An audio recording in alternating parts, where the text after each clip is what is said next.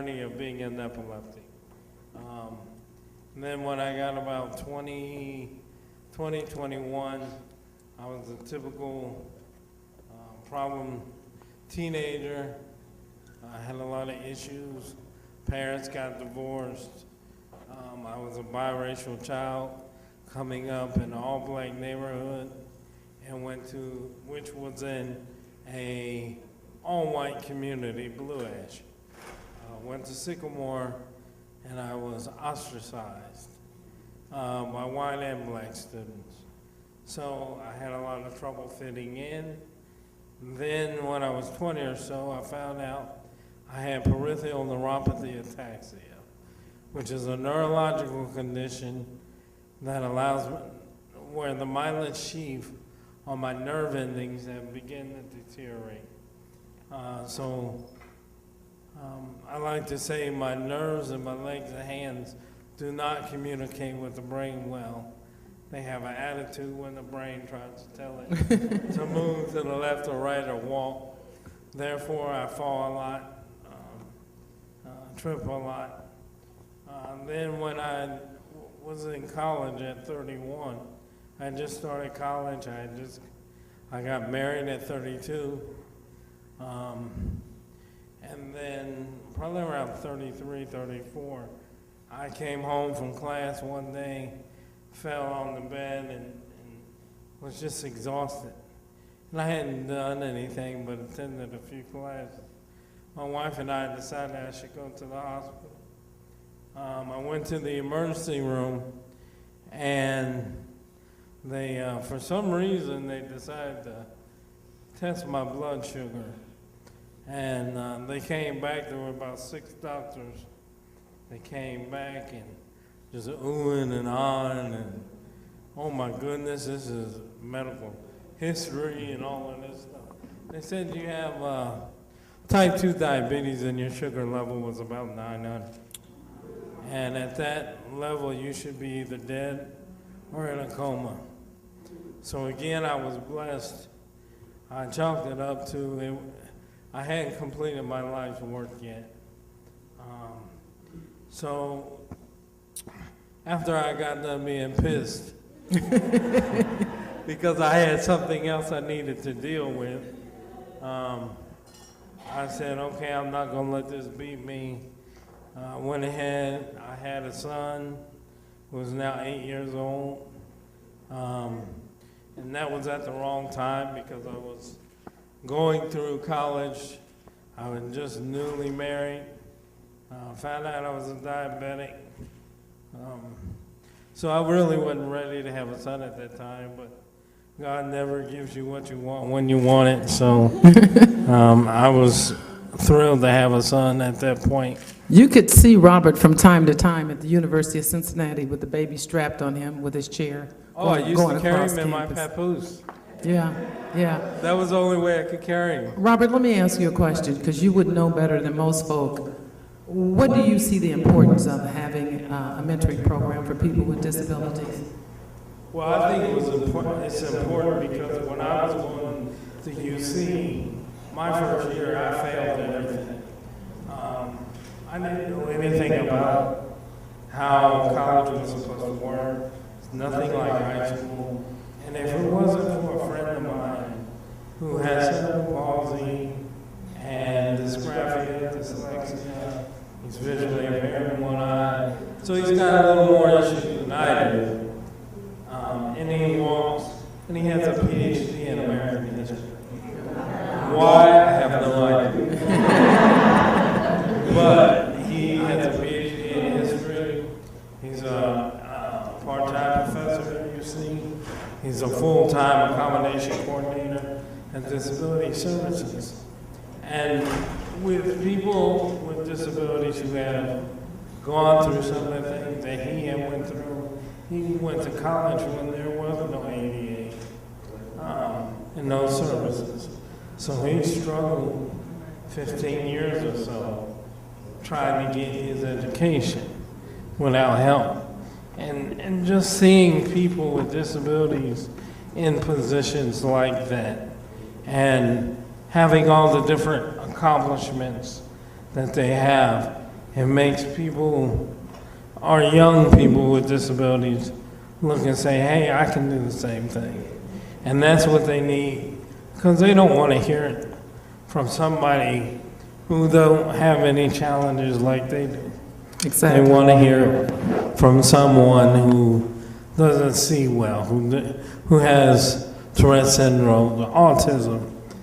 They want to see it from those type of Robert, individuals. thank you so much for sharing with us. No problem.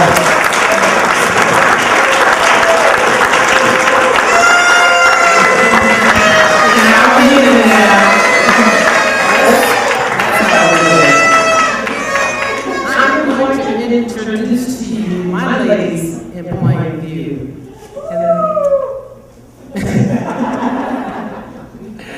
First, I'd like to introduce you to Teresa Alexander, I'm sorry. I know someone named Teresa Aberner.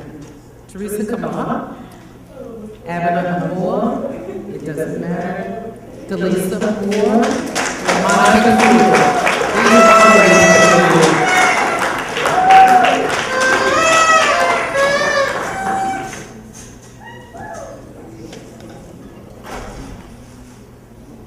They will introduce themselves one at a time for our discussion. Today we're going to discuss two topics that you won't typically see on network TV.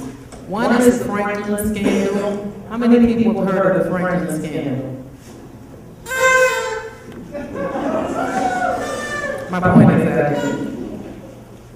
the other topic will be the witch children of Africa. HBO is now running a special on it, so I'm not going to ask you because everybody will probably blow their horn.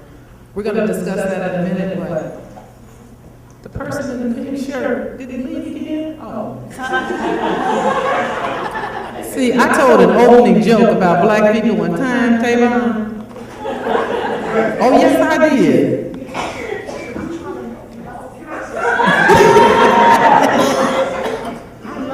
I love you too.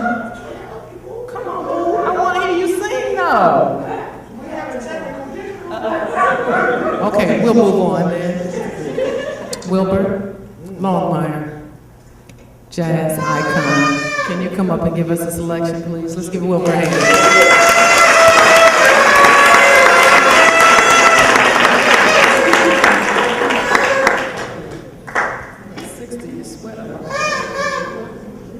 Wilbur, where can we find you? www.wilburlongmire.com. Okay, good to know. I saw Wilbur a couple of weeks ago at the Redmore. You guys are going to come to the Redmore. It's a nice place. Nice music, nice atmosphere. Almost as nice as this thing that I gave you. Almost. It's not free though.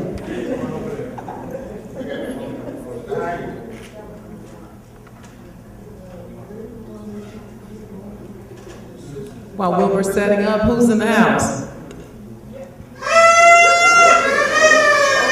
Okay, come on up. Let's see who's in the house. Hi, I'm Yannick Bonner. Yannick Bonner. What'd you say? Tell them all. I said Jackie's my aunt. I'm like, yeah. She's named after the famous tennis player, Yannick, but I call him Boopy. Somebody else in the house. Who's in the house? Deborah, I'm your sister. You're my sister. Oh my God, that's my sister. That's my sister.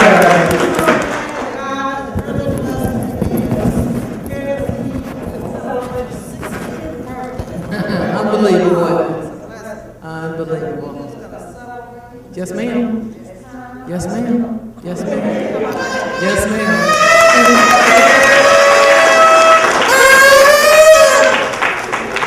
Get up, Mo. Mo's in the house. Come on, Mo Cheeks. Mo Cheeks in the house. This is my niece. When she was born, she had so many cheeks, we called her Mo Cheeks. Mo Cheeks in the house.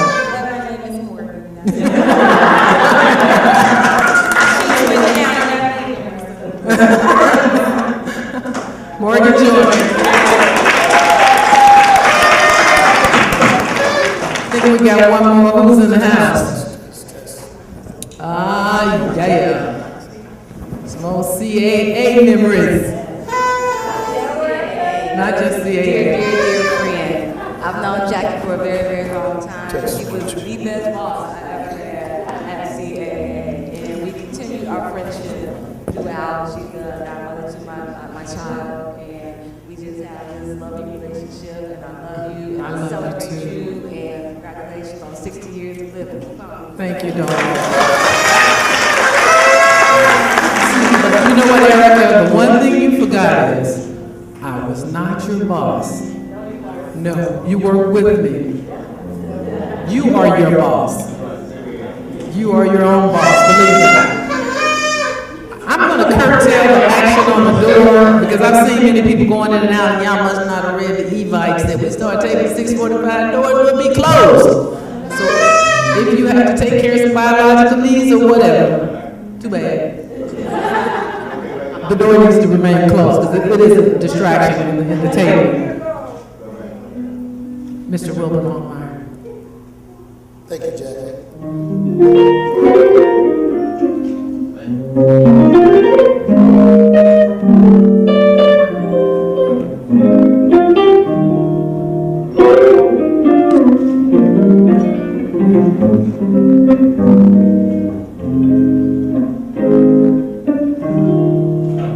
Started out just like rain, the kind of friendship you never need.